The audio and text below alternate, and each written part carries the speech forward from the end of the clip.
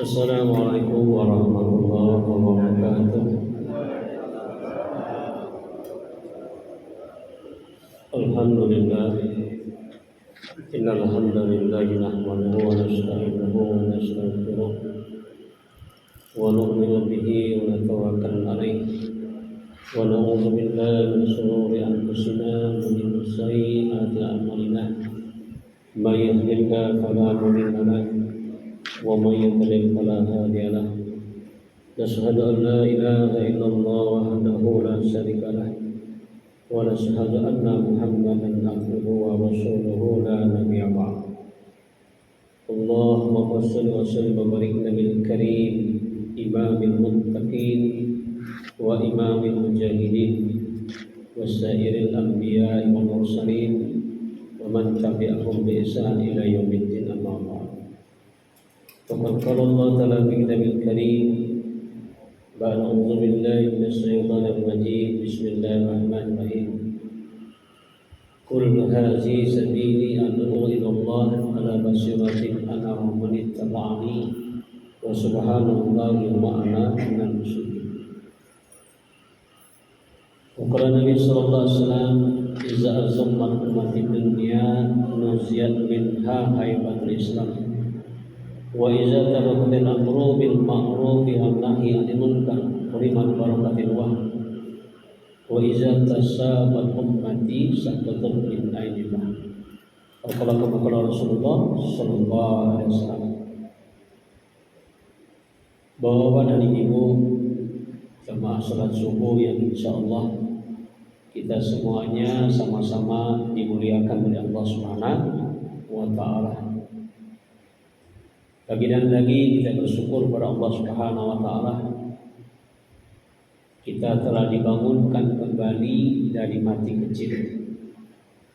Karena kata Nabi, tidur ini adalah mati kecil. Berapa banyak pagi hari ini orang yang belum dibangunkan atau mereka sedang dalam perjalanan. Tapi hari ini kita dikumpulkan oleh Allah Subhanahu wa taala di tempat yang paling mulia.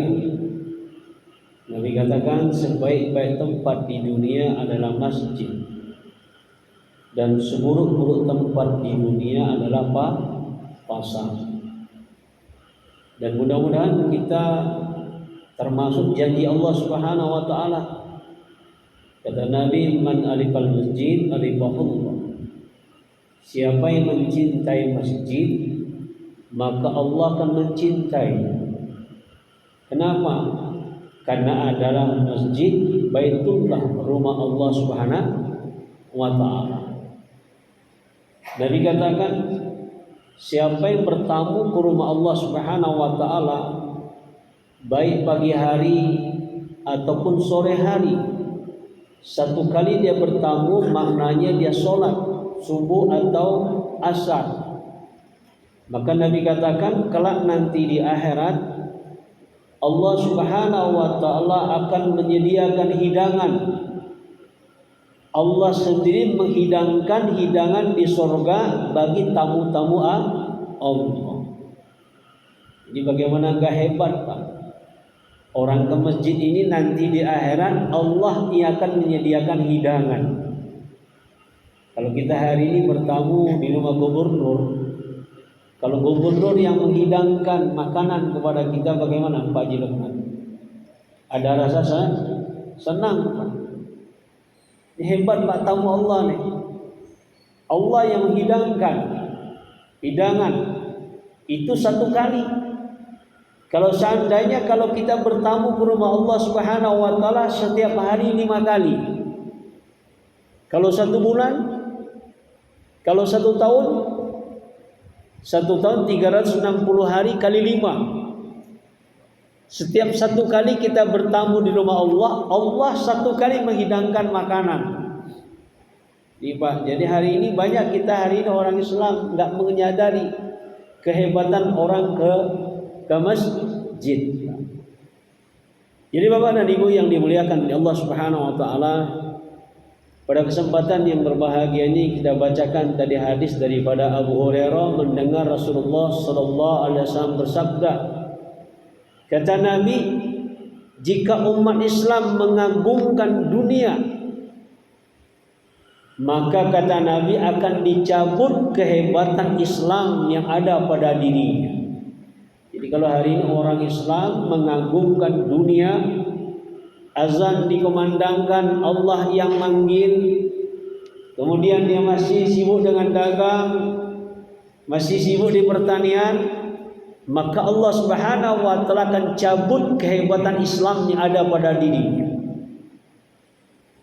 Yang kedua kata Nabi, wa iza tarakatil amru bil ma'ruf wan nahi 'anil munkar khurimat barakatil wahyi. Jika umat Islam berhenti daripada tanggung jawab amar ma'ruf nahi munkar, saling ingat mengingatkan, maka diharamkan keberkahan wahyu Al-Quran yang ada dalam dirinya. Wahyu Al-Quran yang ada dalam diri kita ini, kalau kita berhenti saling ingat mengingatkan, dicabut oleh Allah Subhanahu wa taala. Diharamkan. Karena orang Islam ini kata Nabi diibaratkan orang menaiki sebuah kapal bahtera. Ada yang di atas, ada yang di bawah. Hadis ini disampaikan oleh Nu'man bin Bashir mendengar Rasulullah sallallahu alaihi wasallam bersabda, yang di atas ini diibaratkan kata Nabi adalah orang-orang yang taat kepada Allah Subhanahu wa taala. Yang di bawah adalah orang-orang yang tidak taat kepada Allah. Suatu ketika orang-orang yang di bawah kapal dak bahtera ini mereka membutuhkan air. Kemudian mereka bermusyawarah, buat apa kita capek-capek ke atas untuk mengambil air? Udahlah kita bolongi sajalah dak kapal ini, nanti kita akan dapat air. Bapak dan Ibu yang dimuliakan oleh Allah Subhanahu wa taala, kalau seandainya orang-orang yang di bawah ini membolongi dak kapal ini, kemudian air masuk, kira-kira yang tenggelam yang di bawah saja atau yang di atas ikut tenggelam? Semuanya ikut tenggelam, Pak. Semua ikut tenggelam. Maka kalau seandainya orang-orang di atas ini tidak mencegahnya, apa yang terjadi? Yang terjadi akan tenggelam. Sama Nabi Muhammad SAW katakan, ketika Allah Subhanahu wa taala menghancurkan satu kaum, kemudian Aisyah bertanya kepada Rasulullah sallallahu alaihi wasallam, "Ya Rasulullah, apakah semuanya orang dalam satu kaum itu mereka maksiat kepada Allah?" Kata Nabi, "Tidak. Ada yang taat, ada yang senang berzikir, baca Quran, tahajud panjang-panjang. Tetapi kenapa Allah Subhanahu wa taala timpakan bala dan bencana?" Kata Nabi, yang berzikir, yang baca Quran, yang sholat, mereka tidak memikirkan orang yang maksiat kepada Allah. Jadi hadirin yang dimuliakan Allah Subhanahu wa taala, dalam Islam ini yang paling penting dari kehidupan kita ini adalah memikirkan agama. Kalau panitia masjid, Pak Ketua, bendahara, sekretaris, apalagi Pak, wakil ketua, kemudian banyak susunan-susunan. Kalau pengurus masjid banyak, panitia masjid banyak, tetapi jarang sekali hari ini kita menjadi panitia pengisian masjid. Betul Pak? Kita sekarang ini 1, 2, 3, 4, 5, 6, 7, 8, 9, 10, 11, 12.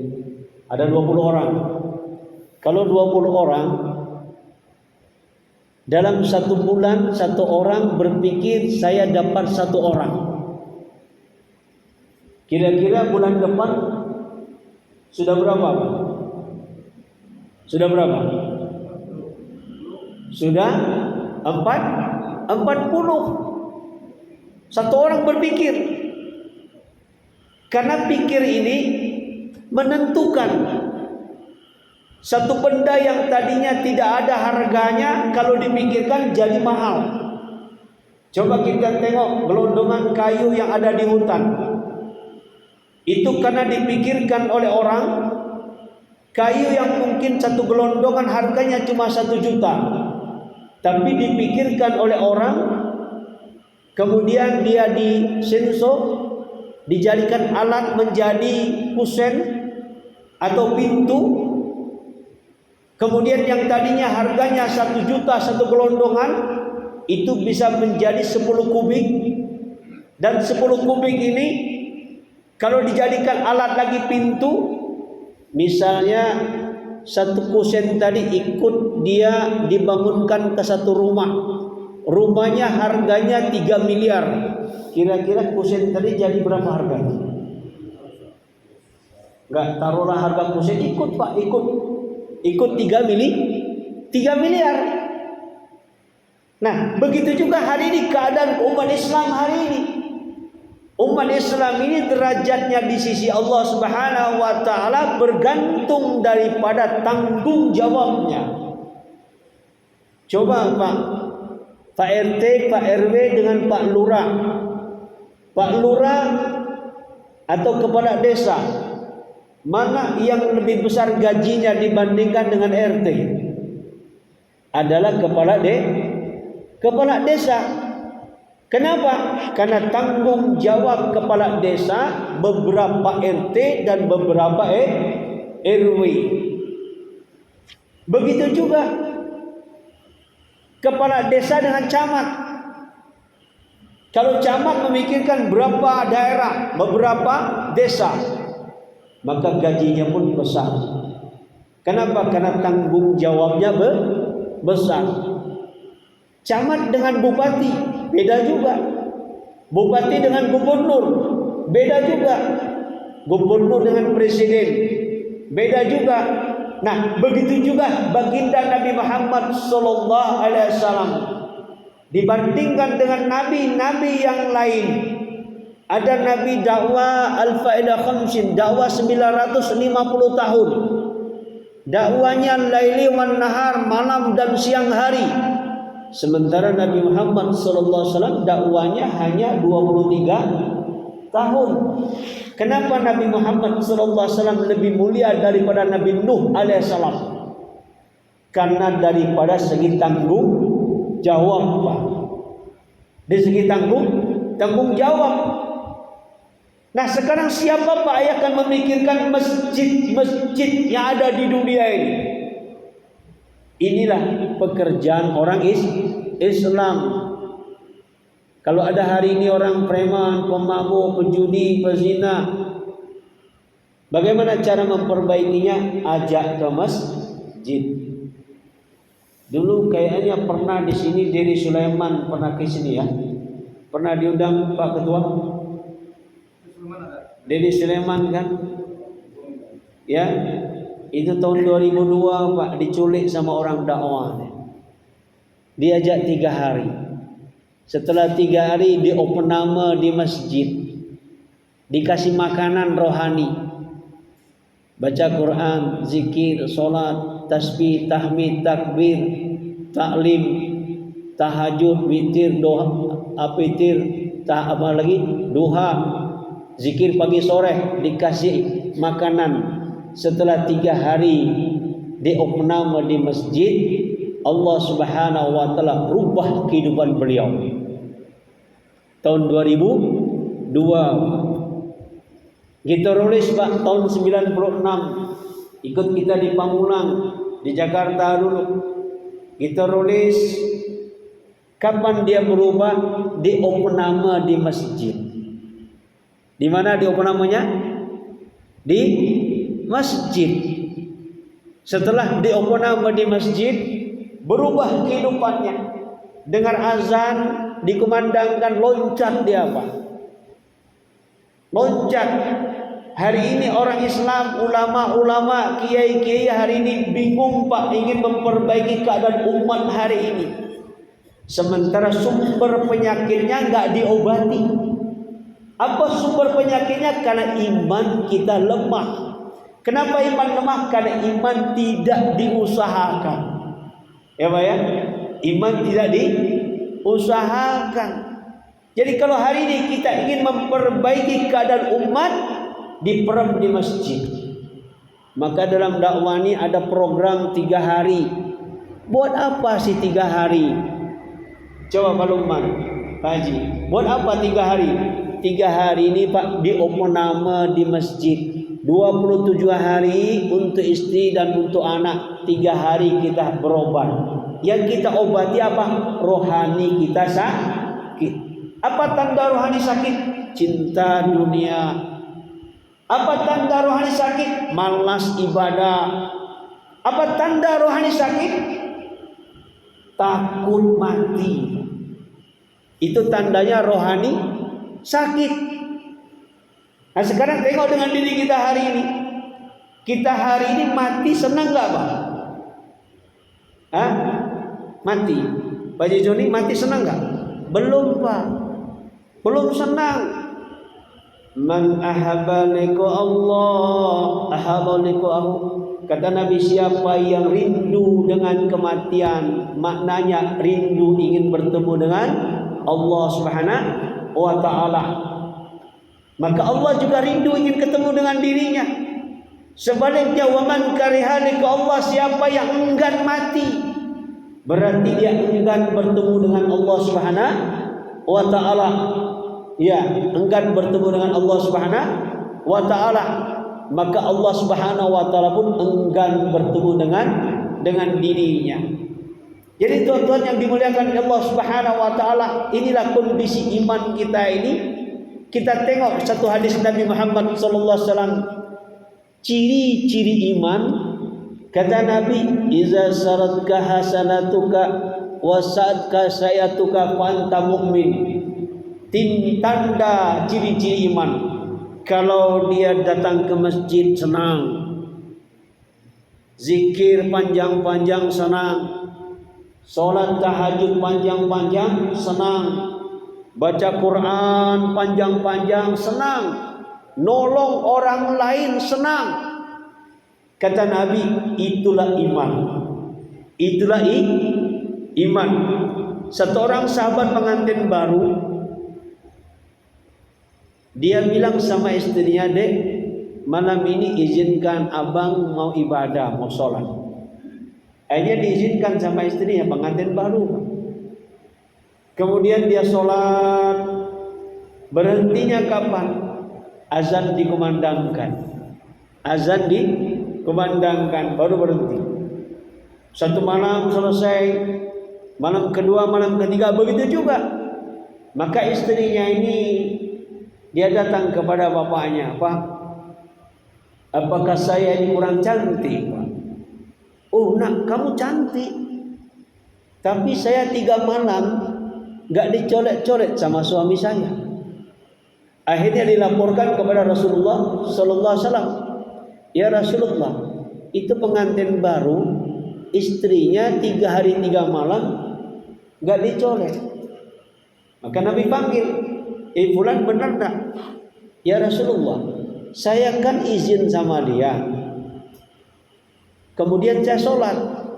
Saya ini kalau sholat, itu Allah nampakkan surga, istana, bidadari-bidadari, kebun-kebun, air mengalir di surga, itu Allah nampakkan. Sehingga saya nggak terasa saking indahnya surga itu, nggak terasa. Azan dikumandangkan baru berhenti. Kalau kita hari ini gimana Pak? Kalau kita sholat, pingin cepat-cepat tidur, betul Pak? Kalau orang jatuh cinta, Pak Haji Joni, menghabiskan 1 malam bersama kekasihnya, kira-kira menghabiskan 1 malam bersama orang yang dicintainya, kira-kira lama nggak Pak Haji Joni? Sebentar. Kalau mengaku iman mudah, tetapi ciri-ciri tanda iman itulah senang nolong orang lain. Kalau hari ini kita misalnya pinjamin duit sama orang, kita pinjamin 1 kali, 2 kali, 3 kali. Kalau udah kesekian kali, apa kata kita? Memangnya saya ATM, memangnya saya bank, betul Pak? Betul Pak? Memangnya saya nebeng. Kalau sahabat Nabi, dia punya keyakinan kalau seandainya ada orang minta tolong, maka dengan senang hati. Sahabat Ali punya uang 6 dirham. Berapa Pak Juri? 6 dirham. Tidak ada lagi. Ada datang orang, ya Ali, aku minta tolong, minjemlah duit bahasa kita. Akhirnya Ali pun masuk ke dalam, bilang sama Fatimah, ya Fatimah, ada enggak uang? Ada uang 6 dirham. Ini sampai jam berapa kita? Ini udah 20 menit Pak. Biasanya kita 20 menit. Biasanya 20 menit Pak ya. Cukup Pak ya? Sampai jam 6, berarti 7 menit lagi ya. Ada 6 dirham. Ali ini masuk ke dalam, Fatimah dengan senang hati memberikan uang 6 dirham. Sementara uangnya cuma 6 dirham. Tapi sahabat ini yakin dengan janji Allah Subhanahu wa taala. Man ja'a bil hasanah wal amsalihah. Siapa yang berbuat satu kebaikan, Allah akan ganti 10.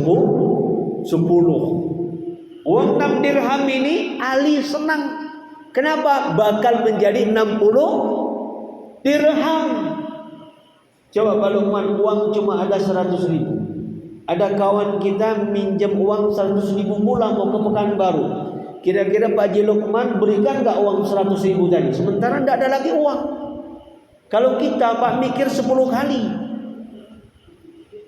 Betul? Mikir 10 kali. Kenapa? Karena kita tidak lihat janji Allah Subhanahu wa taala. Akhirnya Ali pinjamkan uangnya. Apa katanya? Udahlah, enggak usah dibayar. Enggak usah dibayar, ambil sajalah. Karena kata Ali, menolong satu hajat saudaranya dapat pahala ibadah di masjid beriktikaf 10 tahun. Ali pergi dari rumahnya ke WC. Antara rumahnya dengan WC itu ada orang mau jual keledai. Ya Ali, ini keledai saya mau saya jual.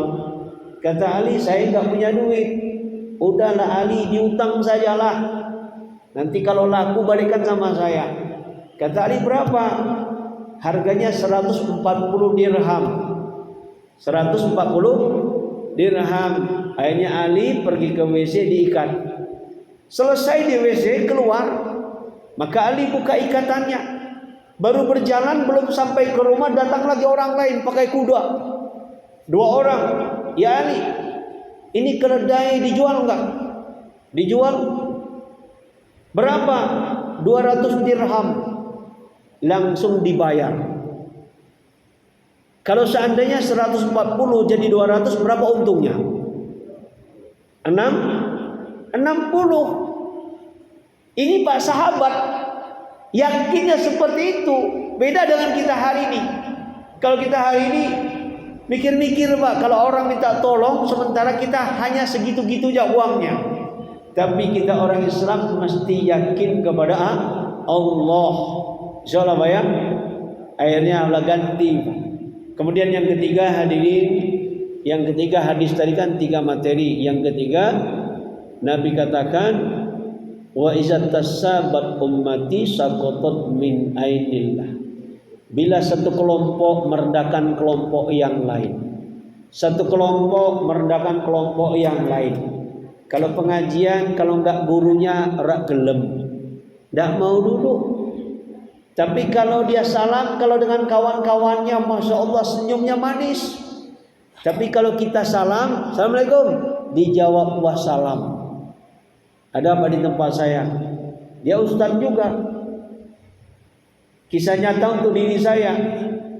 Ya, saya ucap salam. Assalamualaikum ustaz. Assalam. Wassalam. Wassalam ini itu menjawab untuk orang kafir Pak. Ini terjadi Pak. Kita hari ini Pak, masya Allah, Al-Quran dikangkangi. Ya ayyuhalladzina amanu la yaskhur min qaum asa yakunu khairan minhum wala nisa'un min nisa'in asa yakunu khairan minhunna. Hei orang yang beriman, janganlah kamu merendahkan satu kelompok. Boleh jadi kelompok yang kamu rendahkan ternyata dia yang dapat hidayah. Begitu juga wanita yang beriman, jangan merendahkan wanita beriman yang lain. Boleh jadi orang yang direndahkan ternyata dia yang dapat hidayah. Ini hari ini Pak, begitu kita hari ini. Orang Islam ini seperti tubuh dalam satu badan. Tapi kadang-kadang kita seperti minyak dengan air. Susah kali kita ucapkan salam. Apalagi selesai sholat, kita kadang-kadang kita selesai sholat, sebelah kita nih Pak, tegur sapa pun tidak ada. Terjadi ini Pak. Betul Pak ya? Tegur sapa pun tidak ada. Loh, kita orang Islam ini kan bersaudara. Yang mempersaudarakan adalah Allah Subhanahu wa ta'ala. Maka bila dua kelompok mereka bermusuhan, saling caci mencaci, saling rendah merendahkan, saqatat min ainillah, dua-duanya tidak akan dipandang oleh Allah. Mudah-mudahan apa yang kami sampaikan waktu singkat ini, Bapak dan Ibu yang dimuliakan Allah Subhanahu wa ta'ala, semoga dalam sisa-sisa umur kita ini kita bisa gunakan apa fasilitas yang Allah berikan kepada diri kita ini untuk mengajak saudara-saudara kita taat kepada Allah Subhanahu wa ta'ala. Karena kata Nabi, tafakkaru sa'atan fid din khair min ibadati sabin sana atau sitin sana atau tamanin sana. Berpikir sesaat tentang nasib saudara kita. Bagaimana saudara kita hari ini dia tidak pernah sholat, mabuk, minum, berjudi. Kita pikirkan dia, kita rayu dia, kita ikram dia, kita datangi dia, kemudian kita bujuk dia supaya ke masjid. Kata Nabi, berpikir sesaat seperti ini nilainya lebih baik ibadah sunnah 70 tahun.